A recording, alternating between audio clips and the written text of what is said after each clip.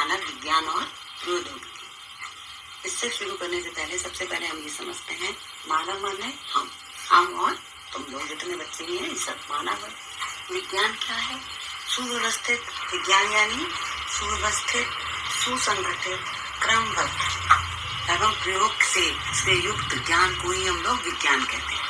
तो जो भी हम लोगों को जीवन में प्रयोग द्वारा हम लोग को जो प्राप्त हुआ और हमारा काम आसान हुआ उसी को हम लोग विज्ञान कहते हैं।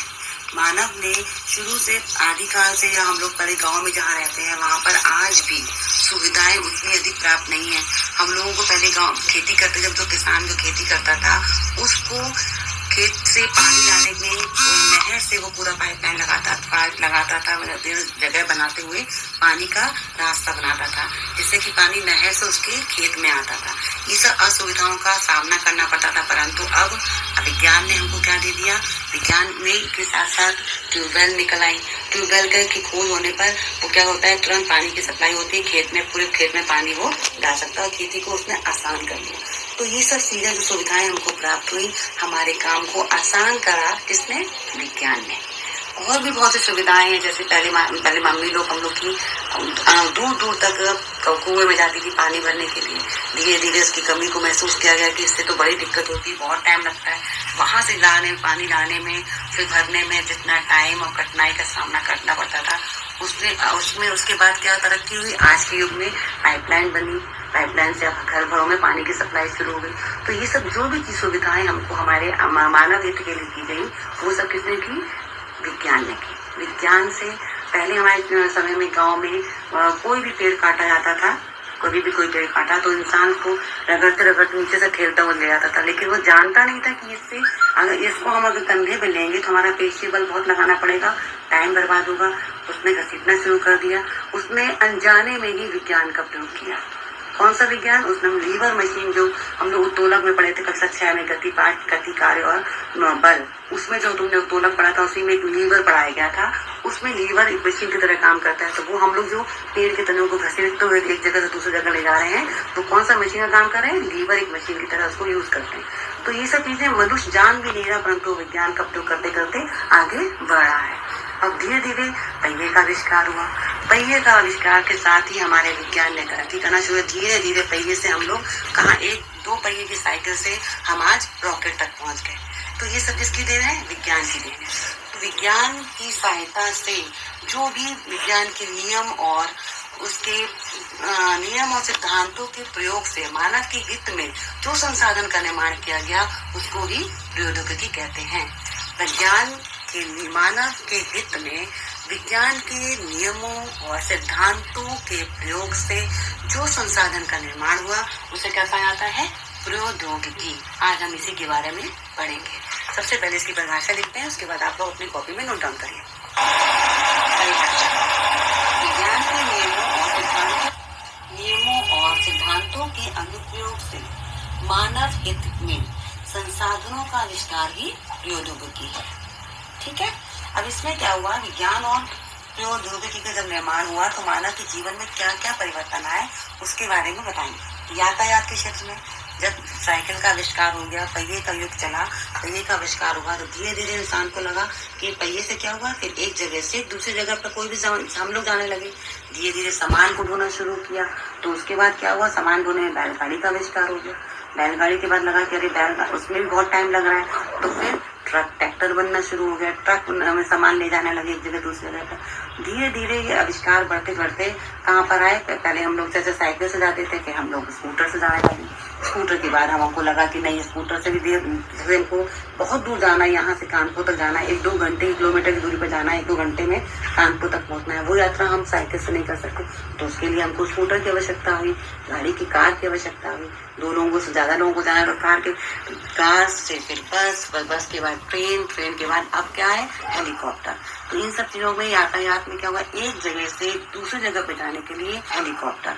तो इन सब चीजों में यातायात में क्या हुआ? एक जगह से दूसरी जगह पे जाने के लिए हमारी सुविधा के हिसाब से विज्ञान ने तरक्की करते करते आविष्कार करता चला गया, जिससे कि आज हम लोग कहाँ तक पहुंच गए? रॉकेट तक। अब हमको कहाँ जाना है? हमको अब यहाँ से कानपुर नहीं जाना, हमें सीधा अंतरिक्ष पहुंचना है। कल्पना चावला का नाम सुना ही होगा। जब कल्पना चावला अंतरिक्ष से वापस लौट रही थी तो वो उनका रॉकेट प्लेन क्रैश होने की वजह से रॉकेट वो क्या हुआ कि वो गड़बड़ हो गया। तो वो इस आज तरक्की, विज्ञान ने इतनी तरक्की करी कि हम सीधा कहाँ पहुंचने लगे। हमने कहाँ तक का सोचा, अंतरिक्ष तक जाने का सोचा। तो ये सब किसने दिया, मानव के हित के लिए किसने हमको इस यहाँ तक पहुंचाया, विज्ञान ने। विज्ञान के आविष्कारों की वजह से आज हम लोग इतनी तरक्की कर लिए कि हम लोग अंतरिक्ष तक पहुंचना है। दूसरा, चिकित्सा के क्षेत्र में पहले हम लोग गाँव में क्या हम लोग को जब उनको पता नहीं था, घरेलू उपचार से हम लोग ठीक हो जाते थे, नहीं हो पाते थे, कहते थे ऐसा कोई इलाज नहीं है। लेकिन धीरे धीरे विज्ञान ने तरक्की करी। अब स्वास्थ्य क्षेत्र में बहुत सी तरक्की हुई। जैसे हर चीज, हर शरीर के अंदरूनी अंग के लिए कोई भी चीज में दर्द होता है, पेट में दर्द, अल्ट्रासाउंड होता है, एक्सरे होता है, हड्डी में कोई हड्डी टूट गई, फ्रैक्चर हुआ, एक्सरे हुआ, तुरंत पता चल जाता है कि कौन सी हड्डी में कहाँ से फ्रैक्चर हुई। तो हर विज्ञान के हर क्षेत्र में, चिकित्सा के क्षेत्र में भी हमारी हर चीज की दवा, हम वैक्सीन अब इसको उपलब्ध करा दी गई है। पूरी कोशिश की जा रही है कि कोई भी हमको शरीर में मस्तिष्क की जांच करनी होती है तो उसके लिए स्कैनर मशीन है, आंतरिक अंगों की जांच करने के लिए एंडोस्कोपी की जाती है। तो विज्ञान ने इतनी तरक्की कर ली कि स्वास्थ्य के क्षेत्र में भी हम लोग बहुत आगे तक बढ़ चुके हैं। तमाम प्रकार की मशीनें हैं, वैक्सीन है, हर बीमारी की वैक्सीन लगभग तैयार हो चुकी है, हर चीज का इलाज पॉसिबल किया जा रहा है। उसके बाद आता है जनसंचार। कोई भी काम जैसे हम लोग सोचते, कल्पना भी नहीं कर सकते थे, हमको कहीं अगर अपने घर बहुत दूर कोई रहता है, बच्चा बाहर रहता है, दिल्ली में रह रहा है, अमेरिका में रहता है, तो उसको हमको सूचना, कोई चीज मिलने, उसका हाल लेने के लिए हम लोग क्या करते थे कि उसको चिट्ठी लिखते थे, तो महीनों में 1-2 महीने बाद वहां पहुंच रही है। अमेरिका तक सालों में वो लेटर पहुंचता था, फिर सूचना वहां से आती थी 1 साल के बाद। अब क्या होता है, जो चीज हमको जिस काम को करने के लिए हमको 1 साल लग जाता था, अब वही काम 1 सेकंड में होता है। किसकी वजह से? मोबाइल की वजह से। आज मोबाइल की वजह से ही हम तुम लोगों को पढ़ा रहे हैं, में जो इंटरनेट सेवा दे दी गई है उसकी वजह से ही आज हम लोग यहाँ, मैं अपने घर में बैठी हूँ, तुम लोग वहाँ क्लास ले रहे हो। तो ये सब किसकी सुविधा की वजह से? संचार, जनसंचार के माध्यम से ही हम लोग आज इतने आगे तरक्की कर लिया कि हम अब इतना तुम लोगों को बता पा रहे हैं। पहले लोग बाग मनोरंजन के लिए ढोलक, रामलीला और ये सब मनोरंजन करते थे। घर बैठे बैठे कव्वाली हो रही है, एक साथ मिल गए हैं और रामलीला हो रही है, कहीं पर नौटंकी देख रहे हैं, उसी से अपना मनोरंजन करके खुश हो जाते थे सब लोग। लेकिन आजकल क्या है, टीवी हो गई है, वीडियो गेम हो गया है, वीडियो में बैठ के बच्चे अपना वीडियो गेम देखते रहते हैं, मूवीज देखते रहते हैं, सब लोग डाउनलोड करके 1 सेकंड में हम लोग हर मनोरंजन का साधन ढूंढ लिए। और ये सब वीडियो गेम वगैरह जो भी है वो इंटरनेट की वजह से हमको मिला है। ये भी विज्ञान का ही चमत्कार है, विज्ञान की ही देन है। तो हर हाल में हम लोग किस पर डिपेंड है? हमारा काम को इजिएस्ट किसने किया? विज्ञान ने। विज्ञान ने हमारे हित के लिए जो जो चीज बनाई वही प्रौद्योगिकी है। इसी चैप्टर में ये सब चीजें हमने पढ़ी। अब इसके बाद नेक्स्ट हम पढ़ेंगे हरिप्लव। क्रांतिकारी परिवर्तन है, इसके बारे में बताएंगे। उसमें देखिए औद्योगिक क्रांति आई। कैसे? जो काम हम लोग पहले छोटी छोटी मशीनों के द्वारा करते थे, वही काम अब उसको किसने रूप ले लिया? बड़ी बड़ी मशीनों ने लिया। उसके लिए और रेल इंजन हो या हवाई जहाज, छोटे छोटे वाहन हो, चाहे बड़े बड़े जलपोत, उत्पादक मशीनें हो या मशीनों द्वारा तैयार करने वाली बड़ी बड़ी मशीनें अब हमारे देश में बनने लगी हैं। पहले जो चीज छोटी छोटी मशीनें थी उसकी जगह अब किसने ले लिया? इसकी सहायता से, विज्ञान और प्रौद्योगिकी के विकास के कारण उसका स्थान बड़ी बड़ी मशीनों ने ले लिया। अब हम लोग क्या बनाने लगे? लड़ाकू विमान, युद्धपोत, पनडुब्बी, विविध प्रेक्षकास्त्र, विमान भेदी तोपें, टैंक आदि का निर्माण भी करके हम इंडिपेंडेंट हो चुके हैं। हम लोग आत्मनिर्भर हो गए। हम लोग इसके लिए दूसरे देश पर निर्भर अब नहीं है।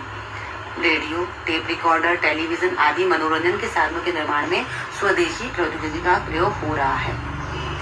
औद्योगिक क्षेत्र में भारत का स्थान विश्व में 6वें प्रमुख राष्ट्रों में से एक है। हम लोग 6वें स्थान पर हैं। तो इसका मतलब ये हुआ ना कि हमने इसमें काफी तरक्की करी, तभी तो हम 6वें स्थान पर आए। इसके बाद आता है जनसंचार क्षेत्र में क्रांति। कंप्यूटर, ईमेल और इंटरनेट का विकास बहुत तेजी से हुआ है। इससे जनसंचार क्षेत्र में क्रांति आ गई है। कंप्यूटर, ईमेल और इंटरनेट क्या है, इसके बारे में बताएंगे। कंप्यूटर में क्या होता है कि हमने बताया था, पिछली कक्षा में पढ़ा है हमने कि एक मशीन होती है। इसमें हम लोग क्या करते हैं? उपयोगी और जटिल काम को सरलता से कर लेते हैं। इसमें कंप्यूटर का क्या है, हम लोग जो भी टिकट वगैरह बुक करनी होती है रेलवे की, वो हो जाती है। आजकल तो हम लोग पेटीएम से जो भी सामान बाहर से मंगाते हैं, तुरंत पेटीएम किया, घर बैठे बैठे उसका हमने पेमेंट कर देते हैं।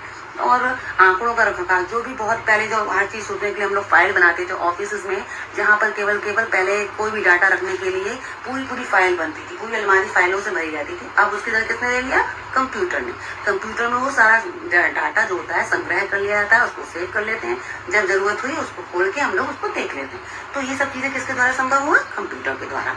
उसके बाद आता है इंटरनेट। इंटरनेट भी एक कंप्यूटर की नवीनतम प्रणाली है, जिसमें छोटे छोटे हजारों कंप्यूटरों को एक साथ जोड़कर उसमें इंटरनेट टेलीफोन लाइन से जोड़ दिया गया है इसको, जिससे कि क्या होता है, इसी को हम लोग क्या कहते हैं, कंप्यूटर नेटवर्क को ही इंटरनेट कहते हैं। इसकी सहायता से हम कमरे में बैठे हुए विश्व के विभिन्न देशों और विभिन्न किसी भी विषय में संबंधित जानकारी या सूचनाएं, आंकड़ा वगैरह तुरंत प्राप्त कर सकते हैं।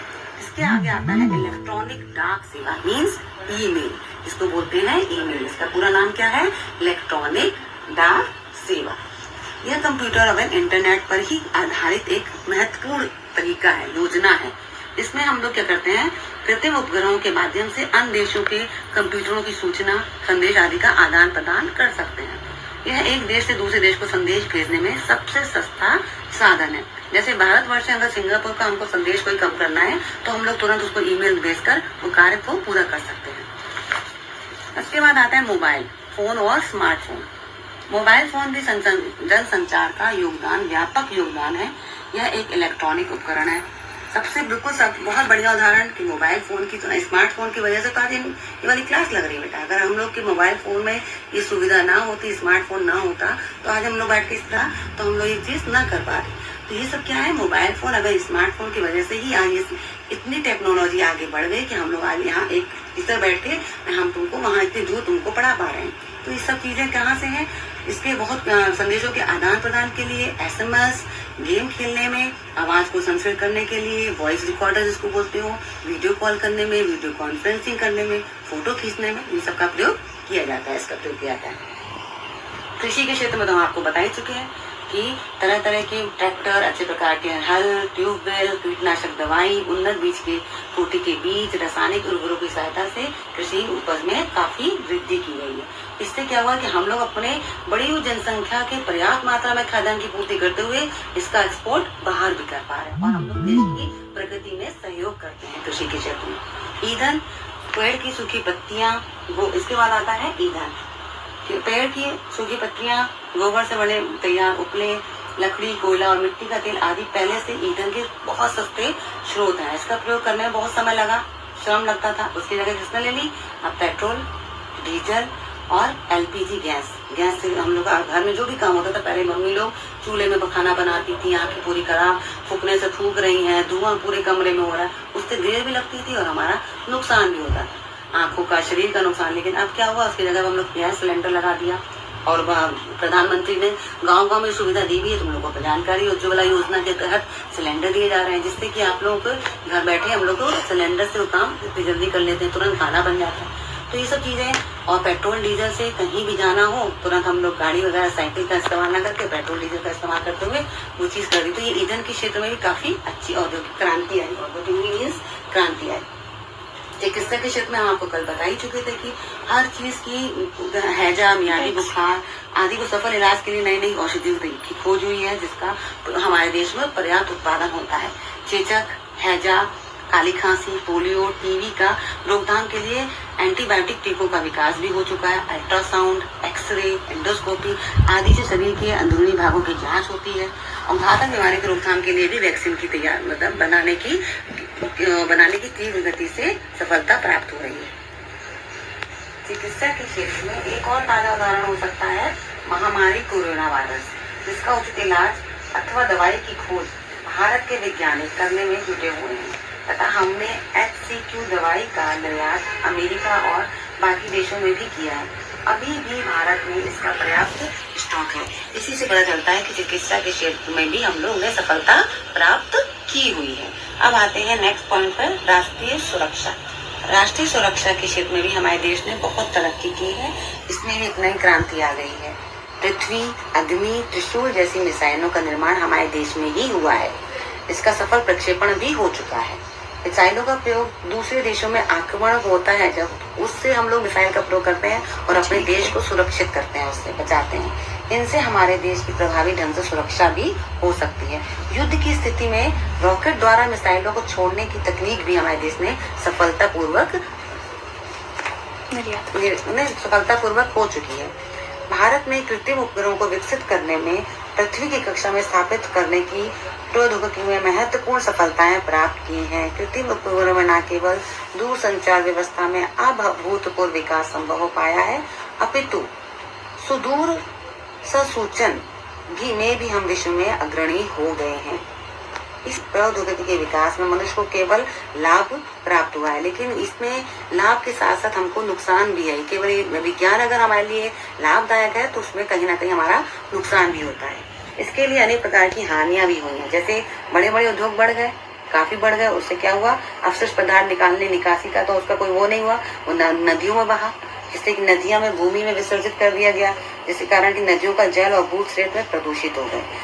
कृषि उपज बढ़ाने के लिए उर्वरकों और कीटनाशक दवाइयां ली, उसका इतना अधिक प्रयोग किया कि जो मिट्टी का में प्रदूषण की समस्या पैदा हो गई, जिससे कि भूमि में जो उर्वरा शक्ति है वो धीरे धीरे कम हो रही है। मनोरंजन के साधन इतने अधिक बढ़ गए जिससे ध्वनि प्रदूषण होने लगा। हर जगह जब जिसको देखो वो माइक लगाकर अपना प्रोग्राम स्पॉन्सर करने लगता है। उसके कारण क्या होता है कि हम लोग का ध्वनि प्रदूषण हो रहा है। स्वचालित मशीनों के प्रयोग से कारखानों में मजदूरों की संख्या कम हो गई। अपने आप ही मतलब ऐसा, इसका मतलब ये हुआ कि कारखानों में जो मशीनें अपने आप चल रही है, काम कर रही है, उसमें मजदूर नहीं हो रहा, जिससे कि रोजगार कम होता चला गया और भूखमरी शुरू हो गई। जंगलों का अंधाधुंध कटाई हो रही है, जंगलों का विनाश हो रहा है, वातावरण प्रदूषण बढ़ता जा रहा है। तो इतना ही नहीं, इसके कारण प्रकृति में जंतु जैसे बाघों की संख्या में भी कमी हो रही है।